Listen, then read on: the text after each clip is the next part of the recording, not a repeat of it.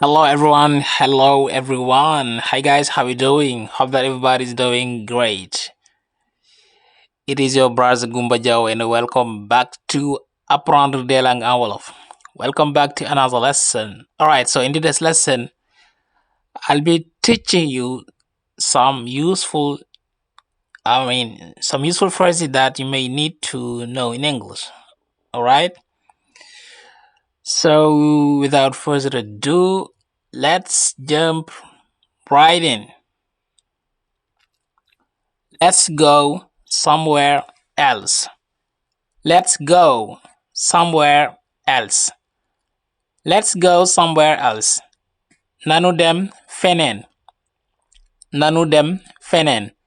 Nan dem feneen. Let's go somewhere else. Somewhere else mooy feneen quelque part. Somewhere else. Let's go somewhere else. No one knows the answer. No one knows the answer. No one knows the answer. Kenn xamul tontu bi. Kenn xamul tontu bi. No one, person, knows the answer. No one knows the answer. Right. It's easy to do. It's easy to do. It's easy to do. Yomb naa def. Yomb naa def. Wala def ko yomb na. It's easy to do. It's easy to do. Easy mooy lu yomb. It's easy to do. I was born in Senegal, but grew up in the Gambia. I was born in Senegal, maanaam Sénégal laa juddoo, je suis né au Sénégal, but grew up in the Gambia. Waaye nag Gambie laa màggee. Alright? I was born in Senegal, but grew up in the Gambia. Sénégal laa juddoo, waaye Gambie laa màggee. I was born in Senegal, but grew up in the Gambia. Alright, so ñi nga xam ne kazaalika dañoo bëgg a jàng angale ci wolof. Angale ngir ñu dégg wolof, English for Wolof speakers. Jàng angale jaarale ko ci làkk wolof lu mën a nekk la. Donc kon ñi nga xam ne dañoo bëgg a jàng angale am ci ubbeeku wala bëgg a ñoŋal seen njàng. Donc kon formation bi man ngeen ci ñëw ngeen bokk ci ku ci bëgg mën nañu contacter ci numéro boobu ngeen gis 0033 bi ci WhatsApp bi. incha allah képp ko xam si ne jokk nañ ci dina la wax naka lay tëddee ak njàng mi ni muy tëddee yooyu donc kon gis nga ne 13000 francs moom lay formation bi donc durée bi 3 mois la kon loolu gaay xéewal la donc cours yi ci ay groupe WhatsApp lay doon waaye tamit dañuy faral di joxe ay cours ci Google Meet alright ci Google Meet donc kon képp ko xam bëgg na ci formation bi rek nañu jokk ci numéro boobu ci WhatsApp bi donc numéro bi ñu gis ni incha allah di leen la wax naka lay tëddee ak naka ngay def ba bokk ci kon jàng angale ci li yomb incha allah jànge ci saw làkk. Alright, let's continue our lesson.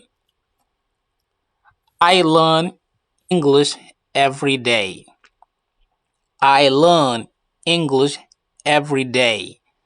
I learn English every day. Damay jàng angale bis bu jot. Damay jàng angale bis bu ne. Maanaam bis bu ne damay jàng angale. I learn English every day. I learn English every day. Listen to me. Listen to me. Listen to me. Déglu ma. Déglu ma. Écoute-moi. Wala écoutez-moi. Donc listen doone listen te bi doo ko dawalal doo ko liiraale. Listen. Listen to me. Listen to me. Déglu ma. Let's put it back until next week. Let's put it back until next week. Maanaam mbir mi nanu ko tuxal ba ay bis bii di ñëw. Nanu ko tuxal ba ay bis bii ñu dëdmal. Donc to put back something mooy maanaam daal nga postpone maanaam reporter benn mbir daal. Alright, comme man nga ne réunion bi wala kii nañ ko ba semaine prochaine. Okay, the meeting has been put back until next week. Donc nga ne ko let's put it back until next week maanaam nanu ko tuxal ba ay bis bii di ñëw.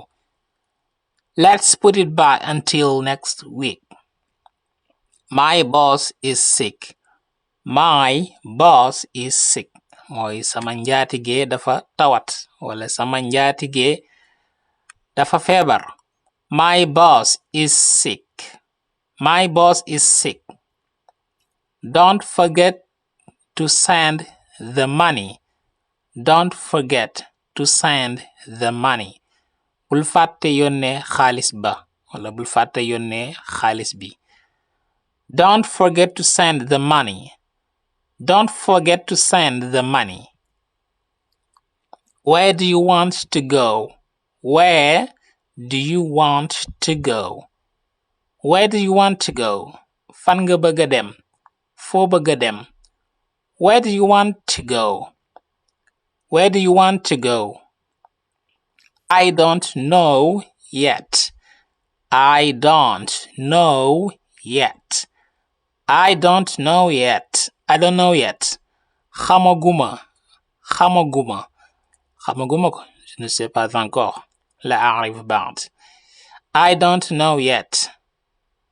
I invited all my friends. bu la neexee nga dugal ci off bi mais off bi tamit boo ko ci dugalut tamit du ci yàq dara moo tax ñu bindal leen ko noonu. bu la neexee man nga wax I invited all of my friends wala nga ne rek I invited all my friends. Donc invited. I invited all of my friends. I invited all of my friends. I invited all my friends. maanaam dëne naa sama xarit yépp dëne yéen ñi xamul dëne mooy invité quoi. Alright, wala dalal naa rek. dëne naa wala dalal naa sama xarit yépp. I invited all of my friends. I invited all my friends.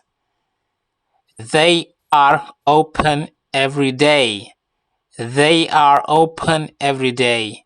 maanaam ñoom bis bu set dañuy ubbi maanaam masala ñi ay commerçant wala ñuy jëj place ñoom de bis bu set dañuy ubbi. Okay, they are open every day. They are open every day. ñoom bis bu set dañuy ubbi. bis bu set dañuy ubbi. They are open every day.